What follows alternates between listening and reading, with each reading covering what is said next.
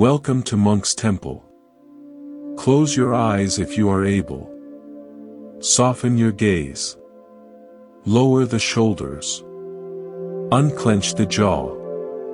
You have been holding tension in places you forgot you had muscles. Welcome.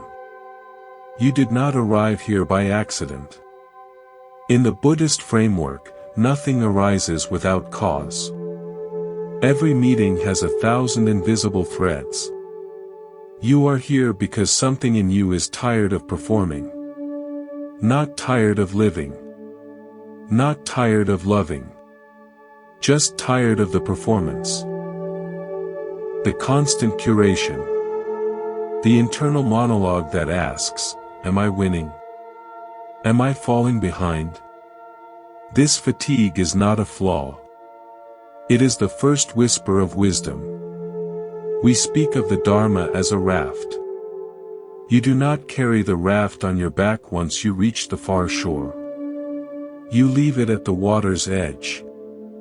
But first, you must recognize you are still in the water. Most of us do not recognize this. We believe we have already arrived. The resume, the relationship, the retirement account. We mistake these for the shore. We spend our lives decorating the raft, polishing the wood, arguing with other rafters about whose vessel is superior. We do not notice we are still drifting. This is where the Monkey King enters. Not as a character from an ancient epic, but as an archetype. A pattern of consciousness inside every human being who has ever looked at the infinite sky and thought, I could own that. Sun Wukong is not a demon. He is the part of you that refuses to accept limitation. The voice that says why not me? The energy that transforms a regular monkey into a cosmic force. And he is the source of nearly every unnecessary suffering you have ever endured. This is not a condemnation. It is a diagnosis. The Buddhist path does not ask you to kill the Monkey King. It asks you to befriend him. To understand his hunger. To sit with him not as a master with a servant, but as a parent with a frightened child. Because the Monkey King is not fearless. He is terrified. Of irrelevance. Of ordinariness.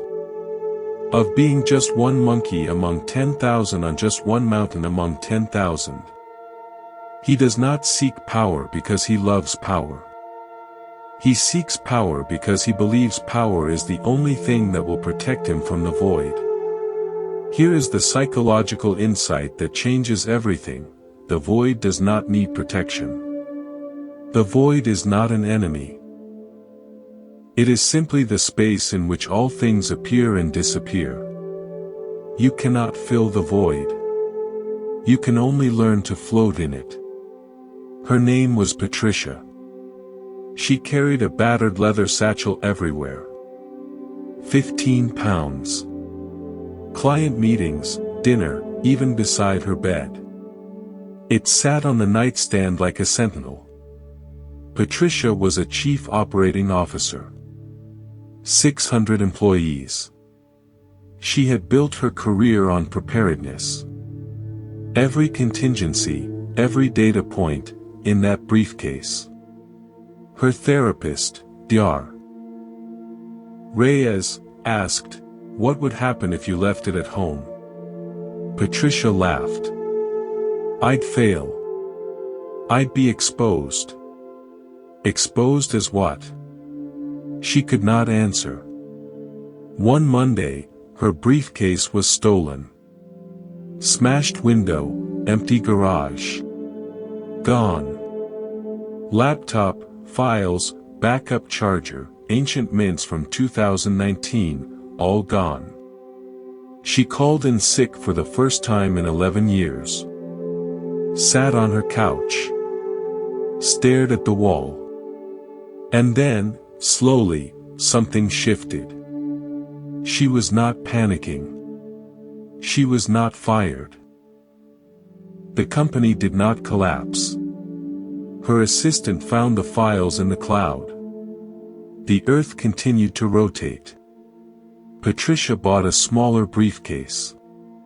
Phone, keys, one pen. She told Dr. Reyes, "I spent 30 years afraid of being weightless. I thought the weight kept me grounded. It was actually keeping me from floating." The briefcase was never the source of her competence. It was the shrine she built to her own insecurity. If this recognition feels like relief, you are not alone. This is why we gather, not to worship a deity, but to witness our own humanity. Monk's Temple exists as a reminder: you are not required to carry the briefcase forever. You are allowed to set it down. If this teaching resonates, consider subscribing. Not as a transaction. As an intention. A small ritual that says, "I am willing to be reminded that I am more than my productivity." The bell is on the screen. It is not a demand. It is an invitation. Buddhism identifies 3 root poisons: greed, hatred, delusion. The Monkey King suffers all 3, but delusion is his habitat. Delusion is not stupidity. Sun Wukong is brilliant. He learns 72 transformations through profound concentration. Delusion is misperception of reality. Looking at a hand and seeing a battleground. Looking at a mountain and seeing a prison. Looking at your reflection and seeing an enemy. We all suffer this. It is not a character flaw. It is the default setting of the untrained mind. The Buddha called this avijja, not knowing. Not lack of information. Forgetting what you already know. You know you are not your job title. You know your worth is not your net worth. You know the frantic scrolling, the compulsive checking, the endless optimization, these are symptoms, not solutions. But you forget. And then you forget you forgot. The Monkey King forgot he was born from a stone egg, fertilized by wind, cradled by a mountain. He forgot his existence was a gift, not an achievement. He looked at his miraculous life and thought, yes, but what have I done with it? Sound familiar? Let us introduce a new metaphor. Not the palm as trap. Not the fingers as pillars. The hand as context. Imagine holding a cup of tea. The hand does not fight the cup. It does not demand the cup prove its worthiness. It simply holds. The hand is the context in which the cup exists as a cup, rather than a lump of clay. Now imagine the cup believes it is holding the hand. This is the comedy and tragedy of the ego. The cup travels through space, believing it is the navigator. It does not realize the hand is underneath, carrying it, preventing it from shattering against the floor. The Monkey King believed he was holding the universe. He was, in fact, being held by it. This is not humiliation. It is homecoming. Breathe. Forget the Monkey King for a moment. Forget the teaching. Just breathe. Feel the air enter. Feel it leave. This simple act, repeated thousands of times daily, is the most profound meditation. You do not earn your next breath. It comes whether you deserve it or not. This is your first lesson in grace. In the Buddhist framework, we speak of anicca, impermanence. Everything that arises passes away. The breath arises, passes. The thought arises, passes. The emotion arises, passes. The self you believe yourself to be, it too arises, and one day it will pass. The Monkey King could not accept this. He collected immortality like currency. 7 layers of eternal life. His name erased from death's ledger. He looked at impermanence and declared war. But here is the truth that broke him open: impermanence is not punishment. It is the mechanism by which life renews itself. A river that never flows becomes a swamp. A heart that never releases becomes a tomb. The Monkey King did not need to escape death. He needed to understand why he was so afraid of it. His name was Dr. Anson Wu. He was the finest interventional cardiologist in 3 states. His hands had repaired over 4,000 hearts. Patients flew from other countries. He worked 16-hour days and answered emails from the parking garage at midnight. His wife left him. His children stopped expecting him at dinner. He told himself this was the price of purpose. One Tuesday afternoon, Dr. Wu suffered a massive heart attack. His own heart collapsed during a consultation. His colleagues saved him. They placed a stent in the artery he had repaired thousands of times. During recovery, he experienced something he had never allowed himself: stillness. He lay in his own hospital bed, watching ceiling tiles. No patients. No emails. No reputation to defend. A young resident entered, nervous, fumbling with a stethoscope. Dr. Wu recognized himself 40 years ago. The resident said, "Doctor, I am so sorry this happened to you." Dr. Wu was silent. Then, "I am not sorry. This heart kept me from knowing I had one." He returned to work 6 months later. He stopped answering midnight emails. He asked patients not just about blockages, but about their lives. He told residents, "You are not repairing machines. You are accompanying human beings through the terror of their own mortality. Do not confuse technique with presence." Dr. Wu retired at 78. At his final grand rounds, a former patient stood and said, "You saved my father's life 23 years ago." Dr. Wu nodded. "Your father saved mine last Tuesday. I finally understood what he was teaching me." The patient did not understand. But Dr. Wu understood. His father was a quiet carpenter who never achieved anything remarkable. He simply showed up and loved his family. Dr. Wu spent 40 years running from that ordinary goodness. He thought saving lives was superior to simply living them. The mountain taught him otherwise. We modern humans treat stillness as failure. No movement, no production. No production, no value. No value, we are forgotten. This is the Monkey King's theology. It is wrong. Buddhism teaches samatha, calm abiding. Not escape from action. Foundation from which wise action rises. Consider the archer. She does not draw while running. She plants her feet. Steadies her breath. Becomes utterly immobile. Only then releases the arrow. The Monkey King spent 5 centuries beneath a mountain. He thought this was imprisonment. It was archery practice. What are you running from that can only be caught by standing still?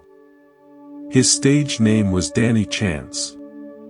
He was devastatingly funny. He could walk into any room and have strangers weeping with laughter within minutes. He headlined clubs in 30 countries. Danny could not be alone. His tour bus overflowed with other comedians, crew, strangers from bars. He dated continuously, sometimes several people at once. He posted constantly, backstage, meals, gym. His phone was an extension of his nervous system. A journalist asked, "What are you afraid will happen if the laughter stops?" Danny laughed. "Then I guess I'd find out who I am." He said it as a joke. It was not a joke. 2 years later, Danny canceled a tour. Personal health reasons. The tabloid speculated. Substances, breakdown, burnout. The truth was more ordinary. He had simply run out of distractions. He spent 8 months in a small Vermont town. No stage. No cameras. No audience. The first 3 months, he barely spoke. The silence was agony. Then, slowly, he began to hear himself. Not the performer. Not the persona. Himself. He returned to comedy not as escape from silence, but as expression of it. His material changed. Slower. Softer. Stranger. Some audience members missed the old Danny. Others leaned in. Danny told an interviewer, "I used to think laughter was the point. Now I know it's just the echo." The real work happens in the silence before the joke lands. He still performs. He no longer performs in the green room, the hotel lobby, his own mind at 3 a.m. The silence is no longer his enemy. It is his home. You have your own mountain. You did not apply for it. You did not interview for this specific weight. It arrived without asking permission. Perhaps your mountain is a diagnosis. A betrayal. The slow erosion of a career built over 30 years. Perhaps it is simply the accumulation of ordinary days, each indistinguishable from the last, pressing down until you cannot remember what it felt like to leap. The Monkey King scratched and clawed for centuries. He tried to tunnel out. Shrink himself. Transform into something small enough to slip through cracks. None of it worked. What finally worked was nothing. Not defeat. Not surrender. Stopping the war against what is. The mountain was not his enemy. The mountain was his teacher. It was not asking him to become less. It was asking him to become still enough to hear what he had been drowning out with all that leaping. What are you drowning out? Remember the cup. Remember the hand. The Monkey King thought the hand was a test. The fingers were obstacles. The palm was an arena to prove his supremacy. He was wrong about all of it. The hand never tested him. The hand held him. It had always held him. The only thing that changed was his willingness to feel it. You are being held right now. Not by a deity. By the ground beneath you. The oxygen in your lungs. The accumulated causes and conditions that somehow produced this moment, this voice, this ancient story about a monkey who thought he could escape the universe. You have not escaped. You have not failed to escape. There is nothing to escape from. There is only the hand. And you, resting in it. Let us sit with the word enough. Say it quietly.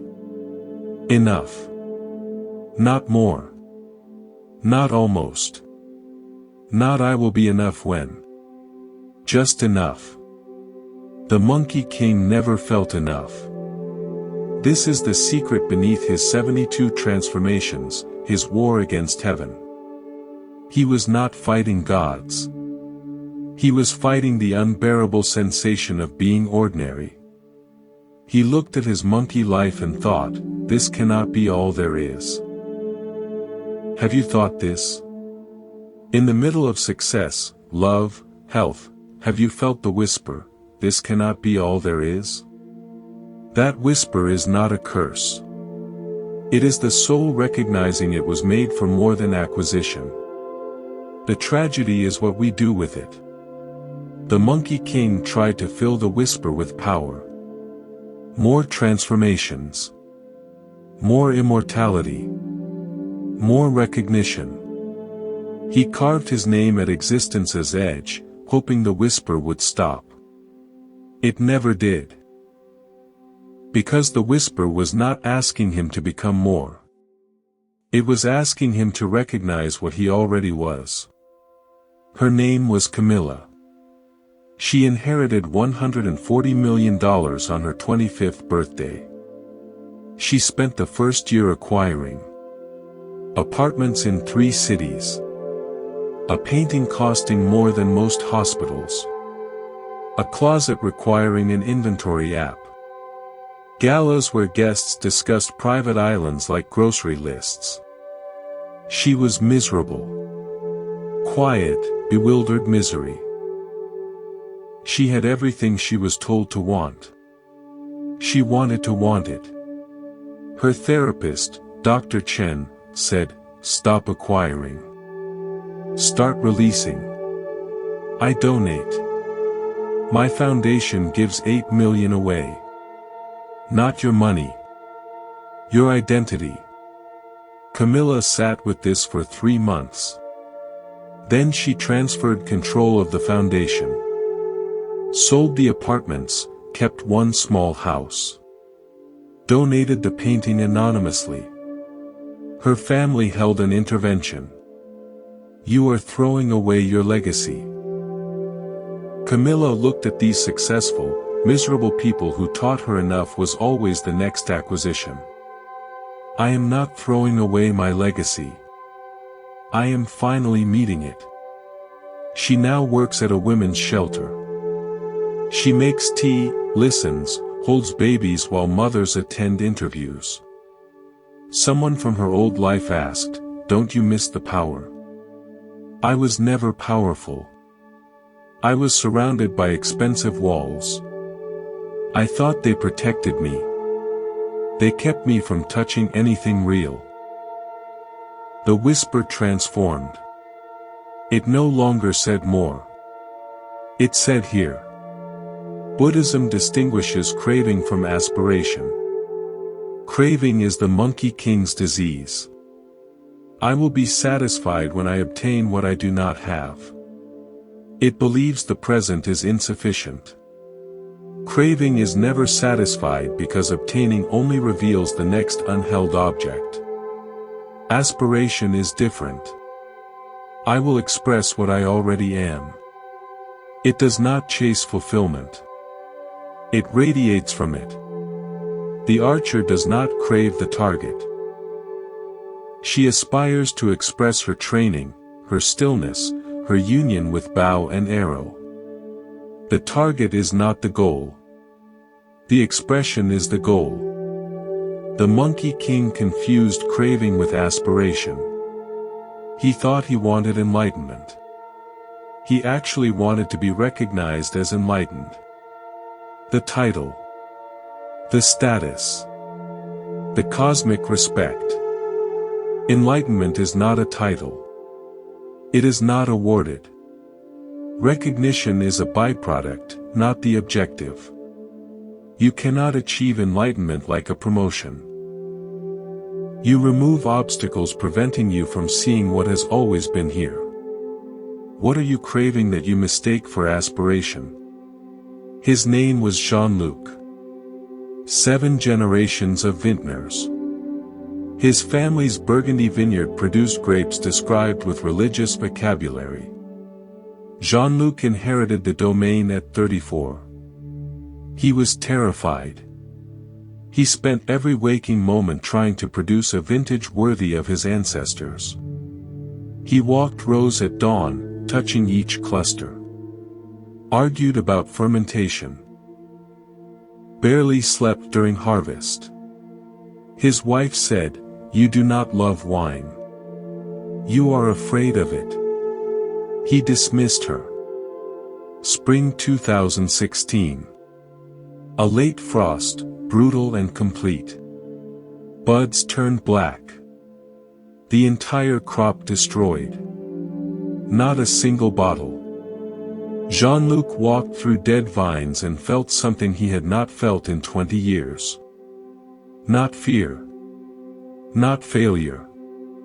Release. He had spent his career trying to control outcomes. The frost was beyond control. Nothing left to prove because nothing left to salvage. He knelt in the mud and wept. Not for the lost vintage. For the lost decades of trying to be his grandfather instead of himself. The vineyard recovered. The next harvest was good, not great. Critics noted the wine was different, quieter, less ambitious. Jean-Luc did not read reviews. "I used to make wine to be remembered. Now I make wine to be present. The grapes do not care about my grandfather. They care about the soil, the sun, the rain. I spent 40 years arguing with the weather. The weather always wins." He still walks the rows at dawn. He no longer asks the vines to carry his ancestors' weight. The vines were never his worth. They were just vines. That was finally enough. Return to the hand. Not the testing hand. The open hand. The Monkey King believed the hand was a fist waiting to close around him. He did not understand the hand was already open. It had always been open. It was never going to close. The open hand does not grasp. It receives. It holds without clutching. Releases without reluctance. You are learning to open your own hand. To stop clutching accomplishments, validations, identities. To receive the present without demanding it be different. This is not passivity. It is the activity of presence. The Monkey King clenched his fist around his staff, his power, his name. He thought clenching was strength. Then he met an open hand. It did not fight him. It simply showed him what he was clinging to. What are you clenching right now? Your reputation. Your plan. Your resentment. Your certainty that you are right and they are wrong. Open the hand. Just a little. Just enough to feel air between your fingers. You will not lose what you are holding.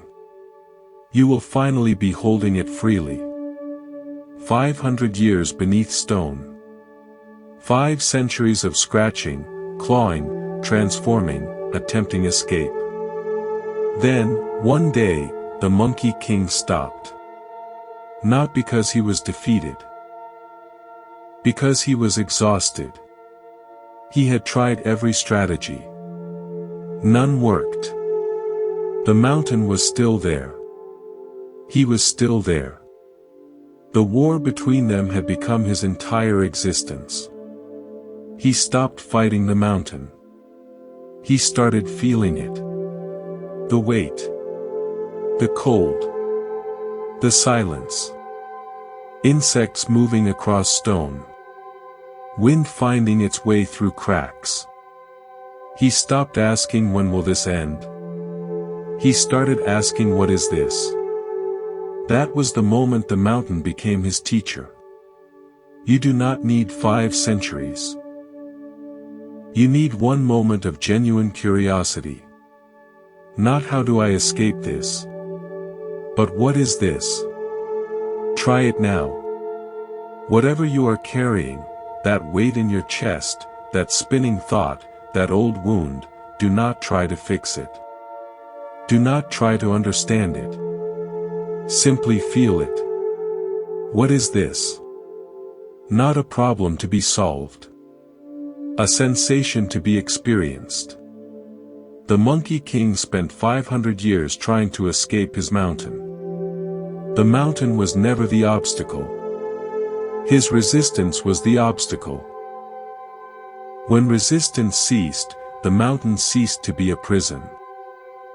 It became simply a mountain.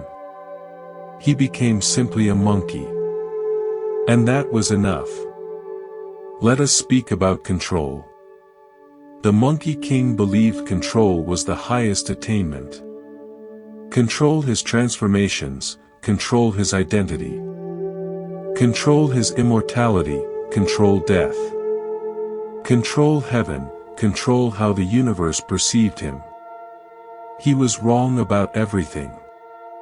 Control is not power. Control is compensation for lost connection. Scaffolding built around the terror of uncertainty. And uncertainty, in the Buddhist framework, is not a design flaw. It is the design itself. The Buddha taught anicca, impermanence. Not some phenomena. All phenomena. Your body, relationships, achievements, reputation, certainties, your very sense of self. The Monkey King built a fortress against impermanence. 7 layers of eternal life. He thought this made him unassailable. Impermanence is not an enemy that attacks fortresses. It is water eroding stone. Wind shaping mountains. Breath entering and leaving, teaching you that holding on and letting go are the same movement. What are you trying to control right now? His name was Marcus. He held the sky in his hands. Hundreds of aircraft, tens of thousands of passengers, all trusting Marcus to keep them from colliding. His colleagues called him the surgeon. Precise. Calm. Unflappable. But Marcus had a secret. At home, he could not stop controlling. The thermostat within 1 degree. Cans in his pantry arranged by expiration, height, color. His evening routine timed to the minute, 7:14 arrival, 7:43 dinner, 9:27 television, 9:52 sleep. His wife, Elena, said, "You are not living in our home. You are managing an airspace." Marcus heard her. He did not know how to stop. Then Elena was diagnosed with ovarian cancer. Marcus faced the one thing he could not control. Not the disease. Not the outcomes. Not whether she would be alive next Christmas. One night, Elena woke at 3 a.m. She found Marcus in the kitchen, sitting at the table, arranging nothing. She sat beside him. After a long silence, Marcus said, "I thought if I controlled everything small, I could protect us from everything large. But the large things never asked my permission. They just arrived." Elena took his hand. She lived another 4 years. Marcus did not stop arranging cans. But he no longer believed arrangement kept death away. He told a grief counselor, "I spent 30 years being the calm voice in the storm. I did not realize the storm was also inside me. I was not calming it. I was just not listening." Control was never his gift. Presence was. Surrender frightens modern ears. Defeat. Laying down arms. But in Buddhism, surrender is not defeat. It is recognizing there was never an enemy. The Monkey King believed the mountain was his enemy. The gods were his enemies. The Buddha was his enemy. 5 centuries at war with everything that contained him. What would it mean to surrender to the mountain? Not to give up. To give in. To stop treating weight as assault and start treating it as embrace. Surrender is stopping the argument with reality. Reality does not lose arguments. Reality does not know it is in an argument. Reality simply continues being reality, indifferent to your opinion. The Buddhist practice of upekkha, equanimity, is not cold detachment. It is the warm recognition that reality is not personal. Rain does not fall because you deserve it. Sun does not shine because you earned it. They simply do what they do. Your job is not to control the rain. Your job is to learn to stand in it without cursing the sky. Her name was Priya. She designed prisons. Not metaphorically. Correctional facilities. She knew exactly how much concrete was required to hold a human against their will. She was proud of her work. She believed she was making society safer. Then her younger brother was arrested. Addiction. 3 years in a facility Priya had designed. She visited him monthly. Sat across from him, separated by glass, steel, walls bearing her signature. One afternoon, her brother said, "Do you know what it feels like to be inside one of your buildings?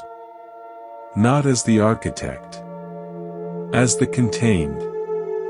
Priya could not answer.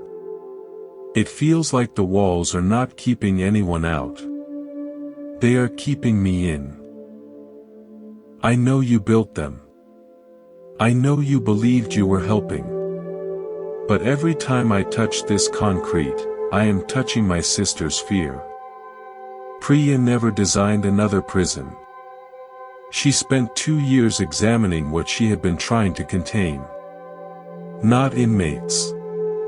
Her own terror of chaos, imperfection, the untamed. She now designs community centers. Buildings without fences. Spaces for gathering, not separation. Someone asked if she missed the prestige. I never realized I was building walls around myself. I thought I was standing outside them. I was always standing inside. The Monkey King believed the hand was a wall. He spent his whole life trying to climb something that was never trying to contain him. The hand was not a wall. The hand was a home. He just never stopped fighting long enough to feel the warmth. Return to your breath. Not to control it. To observe it. The breath controls itself. You do not command each inhalation.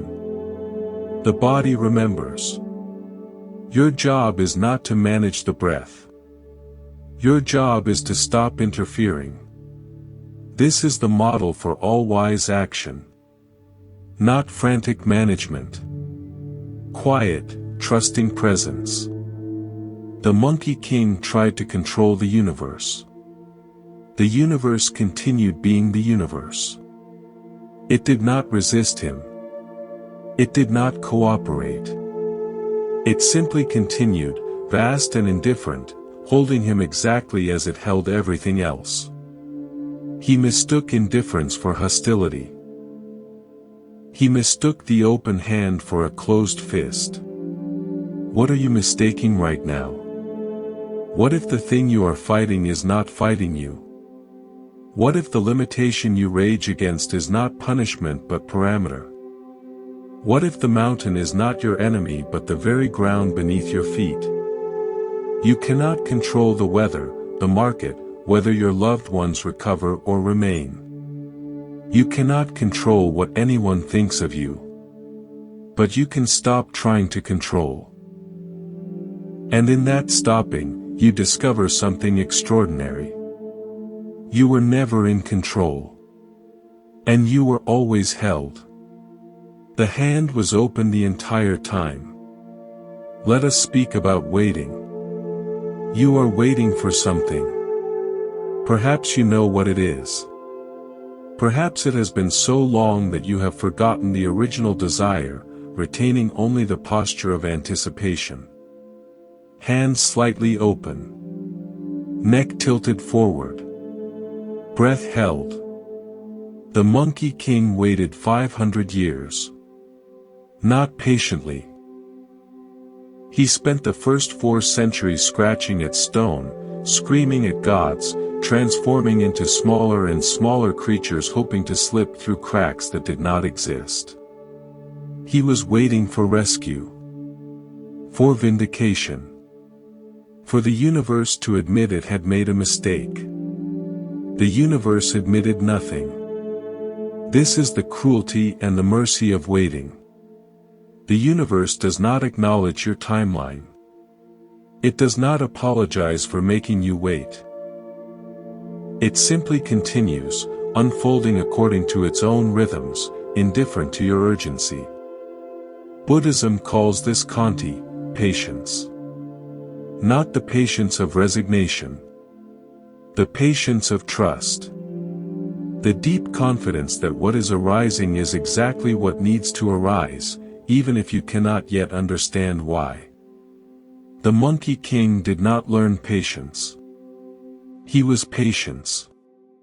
500 years of waiting became, slowly, imperceptibly, not something he did but something he was. His name was Samuel, and he waited at gate B17 for 7 years. Not continuously. He had a job, a house, another daughter who needed him. But every Friday afternoon, he drove to the airport, parked in long-term economy, and walked to gate B17. He sat in the hard plastic chairs. He watched the arrivals board. He waited. His eldest daughter, Maya, had left when she was 17. A fight about curfew, about respect, about all the ordinary things that become extraordinary when they are the last thing you say. She boarded a flight to Los Angeles and never came back. For 7 years, Samuel waited. Not because he expected her. Because waiting was the only way he knew to love her from a distance. His wife said, "She is not coming. You are torturing yourself." Samuel said, "I am not waiting for her to arrive. I am waiting for myself to stop hoping. And I do not want to stop hoping." In the 6th year, a young woman sat beside him. Not Maya. A stranger, waiting for her own delayed flight. She noticed Samuel's posture, his folded hands, his patient gaze at the empty gate. She asked, "Who are you waiting for?" Samuel considered the question. "Myself," he said. "The person I was before I said the words I cannot unsay." The young woman did not respond. Her flight was called. She left. In the 7th year, Samuel received a postcard. No return address. A photograph of the Pacific Ocean. On the back, in handwriting he recognized, Gate B17. Friday. 3 p.m. He went. He waited. She arrived. Maya did not apologize. Samuel did not demand an apology. They sat in the hard plastic chairs and watched other families reunite, other passengers rush past. After a long silence, Maya said, "I waited too. I just waited in a different gate." Samuel continued visiting gate B17 after Maya returned home. Not every Friday. Occasionally. His wife asked why. He said, "I learned something in those 7 years. Waiting is not the absence of love. Waiting is love conducted at a different frequency. I do not want to forget how to conduct it. We modern humans despise waiting. We optimize waiting. We eliminate waiting. We treat waiting as failure, as inefficiency, as time stolen from production. But waiting is not empty time. Waiting is full time whose contents we cannot yet perceive. The seed does not consider germination a delay. The seed does not check the soil each morning demanding progress reports. The seed simply surrenders its hardness to moisture, its certainty to darkness, its boundary to transformation. You are a seed. The mountain is soil. The waiting is not the absence of growth. It is growth occurring at a depth you cannot see. The Monkey King did not emerge from under the mountain because he finally tunneled out. He emerged because 500 years of waiting had transformed him into someone who no longer needed to tunnel. The mountain did not move. The prisoner moved. Not physically. Existentially. He stopped being the prisoner and became the monk. What are you waiting for that is actually waiting for you? Her name was Eleanor, and she planted oak trees. Not saplings. Acorns. Thousands of acorns, pressed into soil across her small farm in Vermont. Her neighbors thought she was eccentric. Oaks take 50 years to mature. Eleanor was 73. A young volunteer asked, "Why do you plant trees you will never see?" Eleanor wiped mud from her hands. She considered the question as though it had never occurred to her. "I am not planting them for me," she said. "I am planting them for the person I would have been if I had not learned to plant for others." She continued planting until her hands could no longer press into soil. She died at 91, surrounded by saplings that would outlive her grandchildren. The Monkey King spent 500 years under a mountain, believing his waiting was wasted. He did not realize the mountain was planting him. You are not waiting for rescue. You are waiting for ripening. The hand is still open. The soil is still warm. Trust the depth. Let us speak about returning. The Monkey King did not stay under the mountain forever. One day, the mountain opened. A monk came. Not a warrior. Not a god. A simple monk, walking west, in need of protection. The Monkey King emerged. Not triumphant. Not vengeful. He did not declare war on heaven again. He did not demand apologies or reparations. He simply stepped out, dusted off his fur, and walked beside the monk. This is the most overlooked miracle in the entire story. Not the escape. The return. The willingness to re-enter the ordinary world after 5 centuries of exile, not as a conqueror but as a companion. Buddhism calls this punarbhava, becoming again. Not becoming something new. Becoming what you always were, now stripped of the delusions that prevented you from recognizing it. The Monkey King did not become a different being. He became himself, finally, after 500 years of trying to be someone else. His name was James, and he left for war in 2003. He returned in 2023, though his body had been home since 2004. The war continued inside him. Checkpoints in his mind. IEDs in his memory. He slept with a knife under his pillow. He scanned restaurants for exits. He could not sit with his back to any door. His family tried. They set a place for him at holidays. They invited him to birthdays, graduations, funerals. He attended approximately half, standing at edges, leaving early. 20 years of this. 20 years of being home but not arrived. His mother stopped asking him how he was. Not because she didn't care. Because the question felt like pressing on a bruise.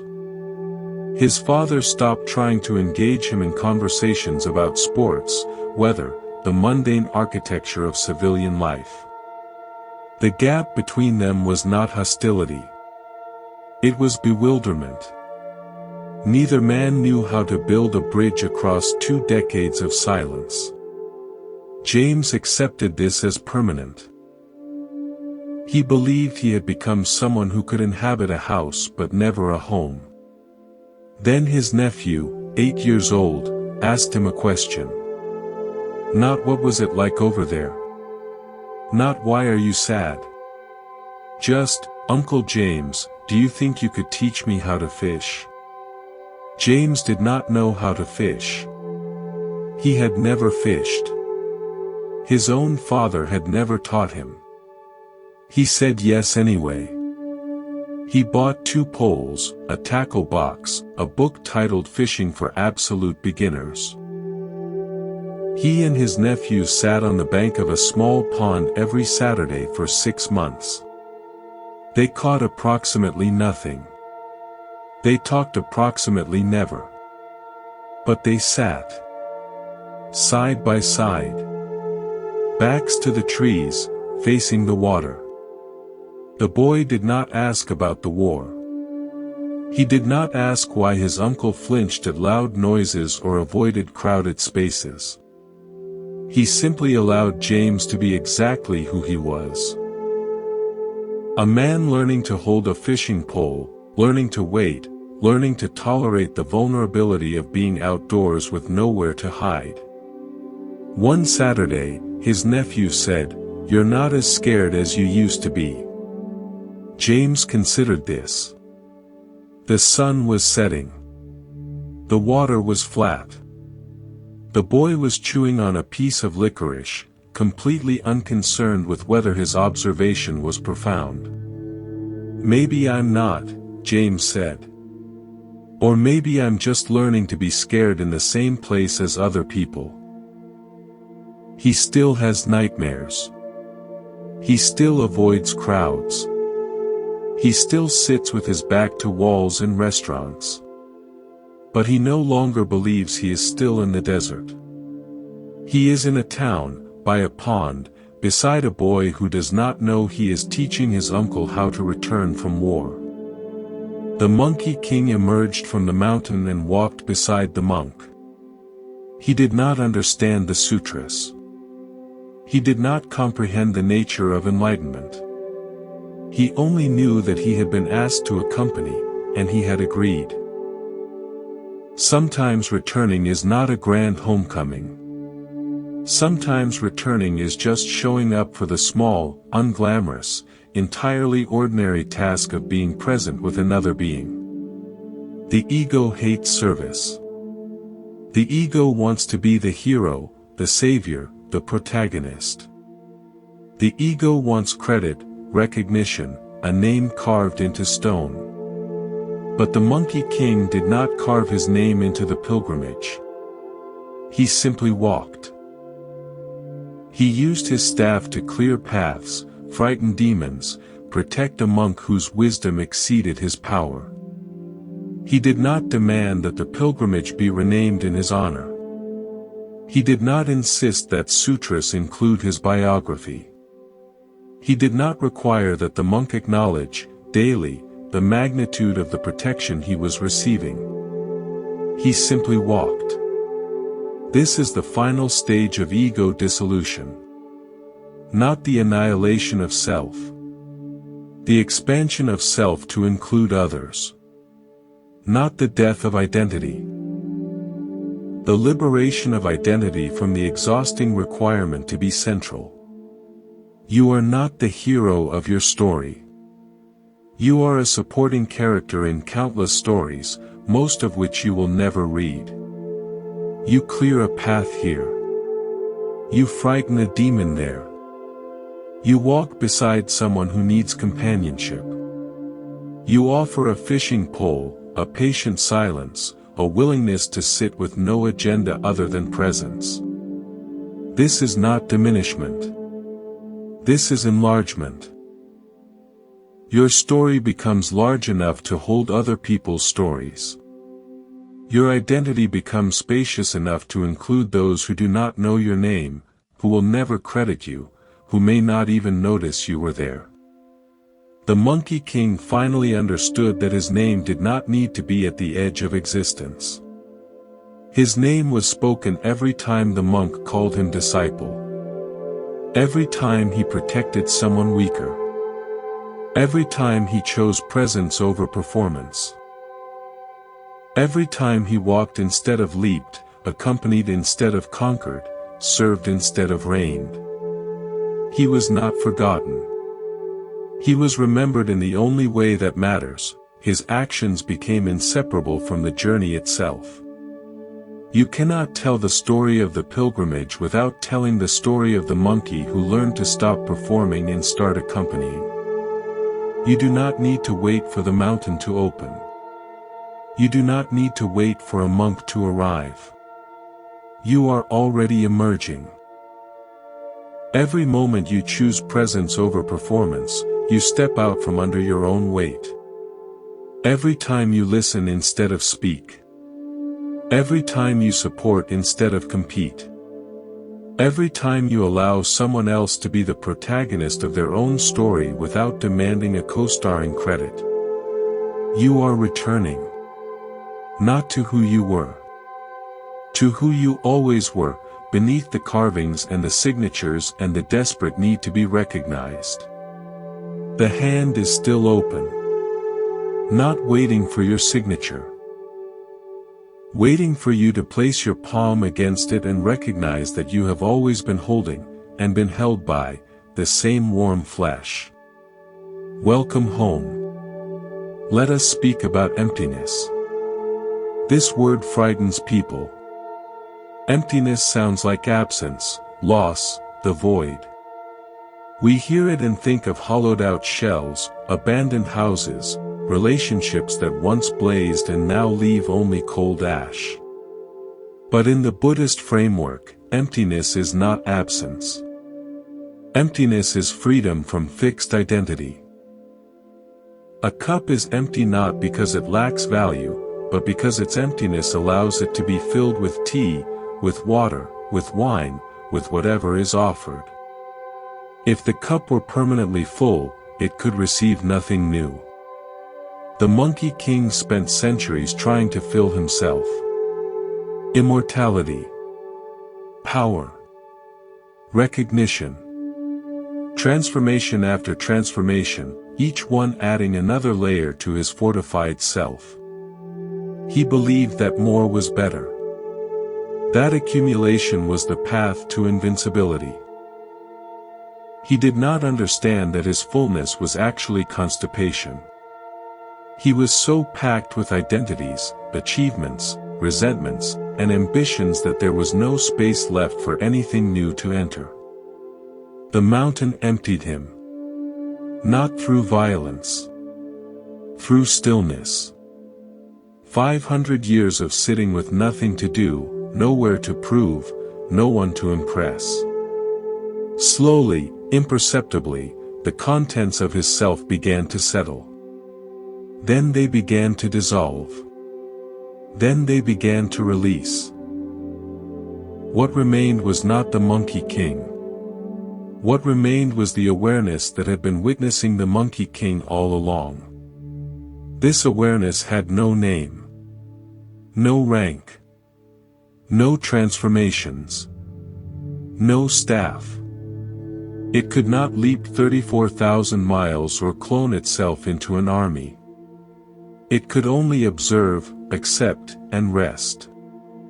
And this awareness, this empty, open, receptive presence, was infinitely more powerful than all 72 transformations combined. His name was Harold, and he owned 3,742 vinyl records. This was not an estimate. This was inventory. Every album catalogued, sleeved, alphabetized, and cross-referenced by genre, year, and recording quality. His basement was a cathedral of analog sound, floor-to-ceiling shelving, humidity controlled, lighting adjusted to preserve sleeve art. Harold was not a musician. He did not play any instrument. He did not produce music or write about it. He simply acquired it. Rare pressings, original masters, limited editions. He spent 40 years and approximately the cost of a suburban house building the most comprehensive collection of 20th century recorded music within 200 miles. His wife, Margaret, said, "You do not listen to these records. You curate them. There is a difference." Harold dismissed her. Of course he listened. He listened every evening, alone, in his leather chair, with his eyes closed and his hands folded. But Margaret was right. Harold was not listening for pleasure. He was listening for completion. Each record filled a slot in his mental spreadsheet. Each acquisition was a deficit eliminated. He was not collecting music. He was collecting the feeling of having rather than wanting. Then Harold had a stroke. Mild, by medical standards. He recovered most of his mobility, most of his speech. But the stroke damaged the part of his brain responsible for cataloging, organizing, remembering the precise location of 3,742 records. He went into the basement and did not recognize it. He saw shelves. He saw sleeves. He saw a lifetime of accumulation rendered suddenly meaningless because he could no longer narrate it. Margaret found him sitting on the floor, surrounded by albums, weeping. She sat beside him. She did not speak. She simply picked up a record, Billie Holiday, 1958, and placed it on the turntable. Harold listened. Not to the pressing quality. Not to the rarity of the matrix number. Not to the acquisition narrative attached to this particular object. He listened to Billie Holiday, her voice cracked and warm, singing about love and loss and the irreducible mystery of being alive. He said, "I forgot what these were for." Harold did not sell his collection. He did not donate it. He simply stopped treating it as a fortress of identity. He invited neighbors over for listening parties. He gave albums to young collectors, not as transactions but as gifts. He played records while cooking dinner, while reading the newspaper, while Margaret knitted in the chair across from him. The collection shrank. His pleasure expanded. Someone from his old audiophile club visited and gasped at the gaps in his shelving. "Harold, you had the definitive Coltrane collection. Now look at this chaos." Harold said, "I was the definitive Coltrane collection. Now I am just a man who sometimes listens to Coltrane." It turns out that is enough. Non-attachment is not the absence of love. It is the absence of grasping. You can love music without needing to own every pressing. You can love your child without needing them to become who you imagined. You can love your work without needing it to define you. You can love this life without needing it to last forever. The Monkey King was attached to his power. Not because power brought him joy. Because power was the only way he knew to feel substantial. Without his staff, his transformations, his immortal layers, he feared he would evaporate. The mountain showed him otherwise. He evaporated anyway. Not into nothingness. Into presence. The evaporation of the false self revealed the true self, which had no form and therefore could not be destroyed. What are you clutching that is actually clutching you? Her name was Nora, and her son died at 17. Leukemia. 14 months from diagnosis to funeral. She held his hand at the end, watched his breathing slow, felt his fingers cool in hers. Afterward, she became the curator of his memory.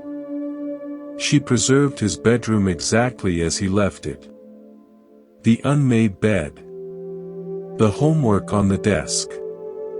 The hoodie draped over his chair, still holding his scent 3 years later. She visited the room every day. She touched his books, his guitar, his collection of sea glass. She told herself she was keeping him alive. Her therapist, a kind woman named Dr. Patel, said gently, "Nora, are you keeping him alive? Or are you keeping yourself in the room with him?" Nora stopped visiting the therapist. But the question followed her. It waited in the hallway outside her son's bedroom. It sat beside her at dinner. It whispered while she lay awake at 3 a.m. One afternoon, Nora opened the door and stood on the threshold. She looked at the unmade bed, the homework, the hoodie. She realized she was not preserving her son. She was preserving her own unwillingness to release him into memory rather than presence. She began slowly. She washed the hoodie. She made the bed.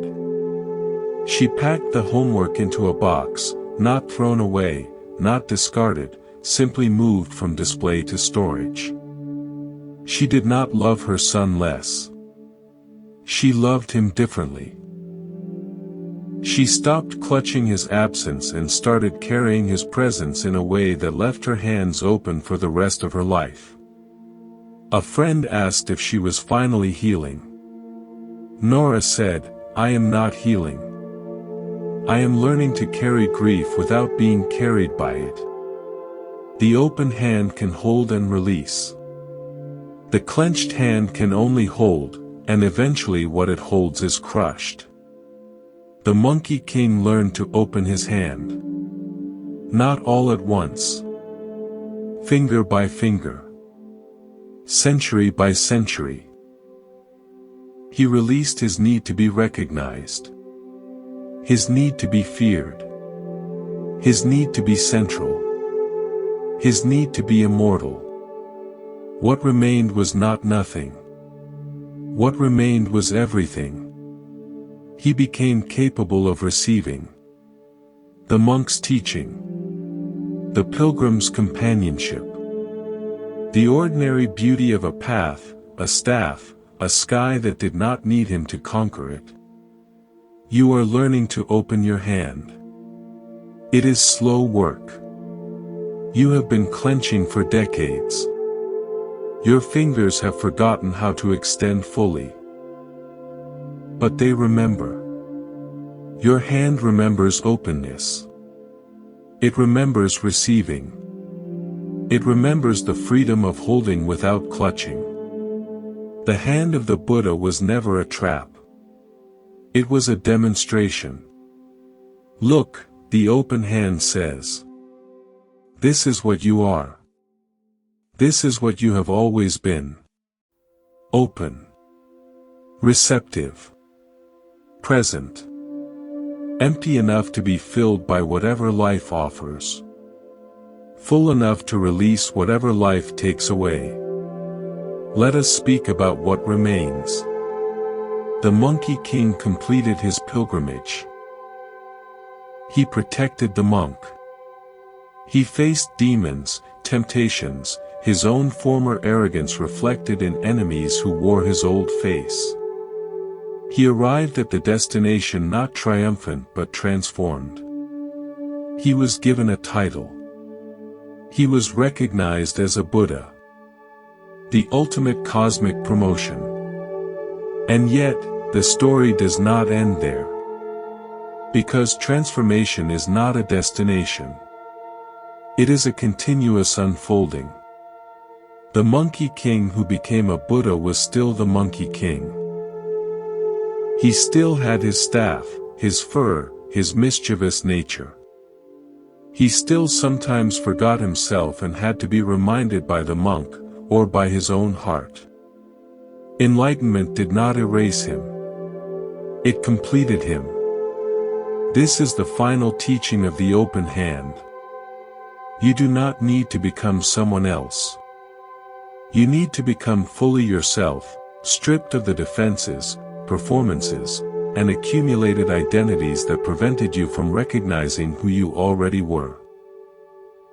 The Monkey King was never meant to stop being the Monkey King. He was meant to stop believing that being the Monkey King was insufficient. Her name was Sister Gina, and she spent 40 years in silent meditation. Not completely silent, she spoke when necessary, taught when asked, chanted with her community. But her default state was stillness, attention, the quiet observation of breath and thought. She was considered enlightened by those who knew her. She did not consider herself anything at all. At 72, her teacher died. The monastery asked Gina to assume leadership. She declined. The community pressed. She declined again. Then she did something that shocked everyone. She left the monastery. She returned to the village where she was born, where her family still lived, where her name was remembered by elderly neighbors who spoke of her as the girl who went away to find God. She did not preach. She did not teach. She simply lived. She helped her niece care for aging parents. She swept floors and washed dishes and walked to the market each morning. She was, to all external observation, an ordinary old woman. A young monk from her former monastery visited, distressed by her apparent abandonment of the path. "Sister, you spent 40 years seeking enlightenment. Why would you throw it away for this?" Gina was washing rice. She did not stop. "I did not throw enlightenment away," she said. "I finally found a place where it could be used." The Monkey King began as a stone egg, fertilized by wind, born from a mountain. He ended as a Buddha, enlightened being, protector of the Dharma.